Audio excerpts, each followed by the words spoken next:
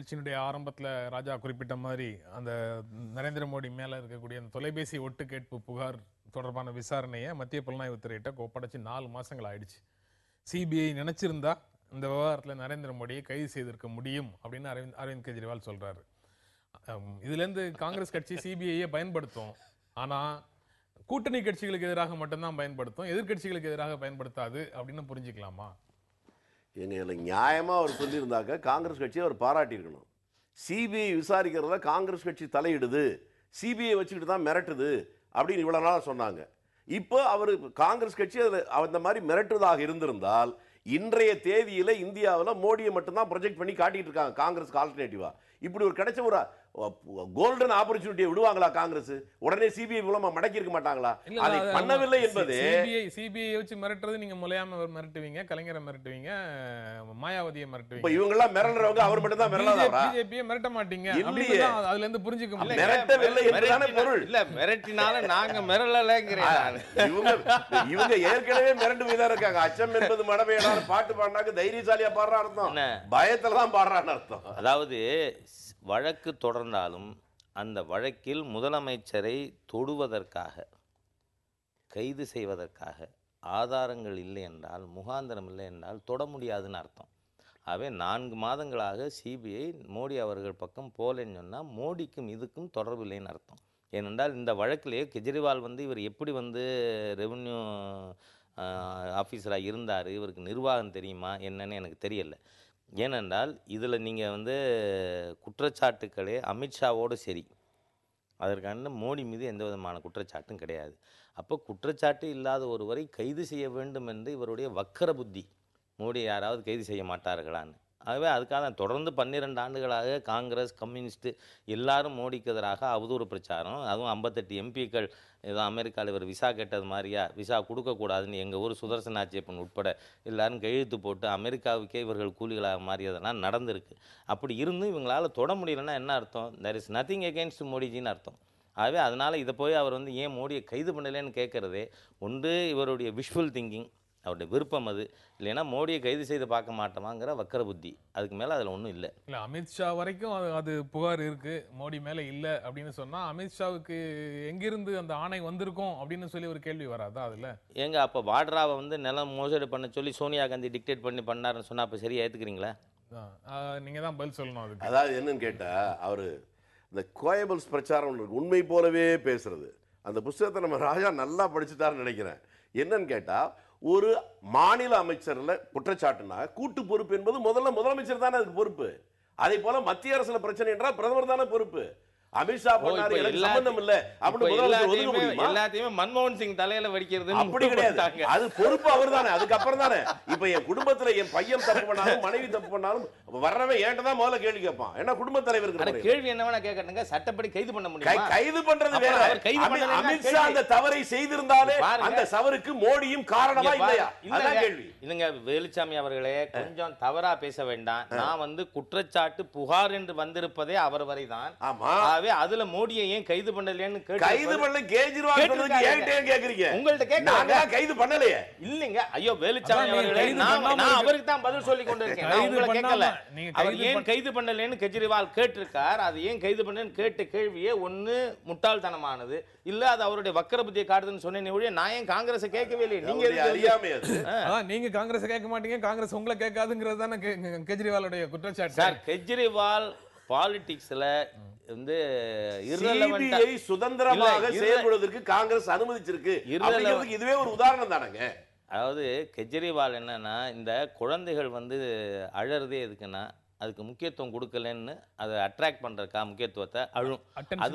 ஆமா, அது மாதிரி தான் இப்போ கெஜ்ரிவாலை சீந்துவாரே இல்லாமல் போனதுக்கப்புறம் இந்த மாதிரி ஏதாவது பேசினாலாவது இன்னைக்கு ஒரு 1/2 மணி நேர விவாதத்துக்கு அவர் பொருளாயிட்டார்ல. அதுதான் அவர் இப்ப ஜெயிச்சுட்டார் அவருடைய எய்ம்ல. அவர் அரசியல்ல சீந்துவார் இல்லாத நபர் அப்படின்னு சொல்லிட்டு அவர் வரக்கூடிய இடங்கள்ல எல்லாம் எதிர்த்து பிஜேபி இளைஞர்கள் ஆர்ப்பாட்டம் நடத்துறாங்க இல்ல அப்படின்னு பார்க்க முடியுது அந்த சீனை. இல்ல, பிஜேபி இளைஞர்கள்னே கிடையாது. நேற்றைக்கு கூட அவருடைய கட்சிக்காரங்க தாக்கப்பட்டிருப்பது என்பது மர்ம நபர்கள், அடையாளம் தெரியாதவர்னு தான். இவர் உடனே இல்ல பிஜேபி காரன் தாங்கிறாரு. இவருக்கு என்னன்னா ஒரு ஜாண்டிஸ்ட் ஐ, காமால கண்ணு, கண்டதெல்லாம் மஞ்சள்ங்கிற மாதிரியா கெஜ்ரிவால் பேசி கொண்டிருக்காரே ஒழிய எங்களை பொறுத்தவரை அவர் அரசியலில் கொஞ்சம் கூட கவனிக்கப்பட வேண்டிய நபராக கூட இன்னைக்கு இல்லை. டெல்லியில் அவருக்கு இருந்த குட்வில்ல கூட ஹி ஹஸ் லாஸ்ட் எவ்ரிதிங். அப்படி இருக்கும்பொழுது அவர் ஒரு பொருட்டாக நாங்கள் நினைக்கல. நீங்க அவங்க வந்து அவரை ஒரு பொருட்டா நினைக்கல அப்படின்னு சொல்றாங்க. ஆனா அவரை வந்து காங்கிரசினுடைய கிரியேஷன் அப்படின்னு அவங்க குற்றம் சாட்டுறாங்க. That was proved in Delhi elections. அதையும் அவங்க சொல்றாங்க. உங்களால உருவாக்கப்பட்ட உங்களுக்கு வசதியாக ஷேப் பண்ணிக்கலாம்னு நினைச்சு நீங்க உருவாக்குற நபரா அவரு அந்த கட்சி. அவர் சொல்றாரு பிஜேபியை நாங்க தான் உருவாக்கி வச்சிருக்கோம், பிஜேபியும் காங்கிரஸ் ஒண்ணுன்றாரு. நீங்க இப்ப அவரை நாங்க தான் உருவாக்குறோம்ன்றீங்க. எது காங்கிரஸ் கட்சியை பொறுத்தவரையில் இவர் தேவையானவரா தேவையில்லாரான்னு ஒதுக்கல. அவர் யாராக இருந்தாலும் சரி, பலம் பொருந்தியவரோ ஆண்டான் அடிமை மேலோன் கீழோன் படித்தவன் படிக்காத யாரா இருந்தாலும் சரி, அவர்கள் சொல்லுகிற குற்றச்சாட்டில் உண்மை இருக்கும் என்று நாங்கள் நம்பினால் அதன் மீது நடவடிக்கை எடுக்க நாங்கள் எப்போதும் தயங்கியது கிடையாது. அது எங்களுடைய கட்சிக்காரர்கள் மீது தான் நாங்கள் நடவடிக்கை எடுப்போம். அதை மறைத்து பேசி அது மாதிரி இல்லை இது மாதிரி இல்லை என்று சொல்லுகிற சமாளிக்கிற வேலை காங்கிரஸ் கட்சி இல்லை. சிபிஐ மோடியை கைது செய்வதும் செய்யாமல் இருப்பதும் அந்த துறை சார்ந்த விஷயம். அதுல காங்கிரஸ் கட்சியுடைய பிரதமரோ அல்லது உள்துறை அமைச்சரோ அல்லது வேறு யாரோ அங்கே நிர்பந்தம் தரவில்லை. சிபிஐ சுதந்திரமாக செயல்படுகிறது என்பதற்கு இதுவே மிகச் சரியான உதாரணம். கடந்த காலங்களில் பிஜேபி தொடர்ந்து சிபிஐ வைத்துக் கொண்டுதான் காங்கிரஸ் கட்சி அரசியல் செய்கிறது என்ற குற்றச்சாட்டை இந்த ஒரு செயலின் மூலமாகவே அவர்கள் சொன்ன குற்றச்சாட்டு பொய்யானது என்பது இயற்கையாக நிரூபித்திருக்கிறது. அதாவது இந்த வழக்கு சிபிஐ போட்டதே காங்கிரஸ் அரசாங்கம் சொல்லித்தான். ஆகவே இதில் ஏன் மோடி அவர்களை தொட முடியலைன்னா உண்மை இல்லைங்கிறதுனால அதை போய் வந்து இவங்க இந்த மரியாதை தம்பறாங்க மாதிரியா நாங்கள் வந்து அதை இண்டிபெண்டண்டாக செயல்பட விட்டோம்னு சொல்றது உங்களுக்கு அதில் விஷயம் கிடைக்கல. பிஜேபி பார்க்கக்கூடிய காங்கிரஸ்காரன் பார்க்கறது இல்ல. அதனால உங்களுக்கு அதுல கைது செய்ய வேண்டும் என்று முடிவெடுத்து விட்டால் மோடியை கைது செய்ய நாட்டில் அது நடக்கவே நடக்காது. அதெல்லாம் ஒண்ணும் நடக்காது. அதாவது மோடி அவர்களை 12 வருஷம் என்னவோ பண்ணி பார்த்தீங்க, அசைக்க உங்களால் முடியல, வழக்கு போட்டீங்க. சுப்ரீம் கோர்ட்டினுடைய கண்காணிப்பின் இந்த எஸ்ஐடியே அவரை வந்து எக்ஸானரேட் பண்ணியிருக்கு. ஆகவே இவர்கள் எல்லாம் முயன்று முடியாமல் போனார்களே ஒழிய நீங்க சொன்ன 12 வருஷமும் காங்கிரஸ் கட்சி எதுவும் செய்ததாக தெரியல. காங்கிரஸ் சில என்ஜிஓஸ் தான் அவருக்கு எதிரான பிரச்சாரம். எல்லாம் காங்கிரஸ் தூண்டுதல் இல்லாமல அது மோடி தூண்டுதல் கிடையாது. ஆனா ஊர்ல காத்தாங்க இருப்ப எதை செஞ்சாலும் அது காங்கிரஸ் தூண்டுதல். இவங்க எம்பி தானேங்க 58 பேர் கையெழுத்து போட்டாங்க. அவருக்கு அமெரிக்காவில் இது விசா கேட்டால் கொடுக்கக்கூடாதுன்னு அந்த அளவுக்கு அந்நிய நாட்டை தூண்டி விடக்கூடிய அளவுக்கு ஒரு இந்திய நாட்டு தலைவருக்கு எதிராக இவருடைய தேசபக்தி அந்த லிமிட் தான்.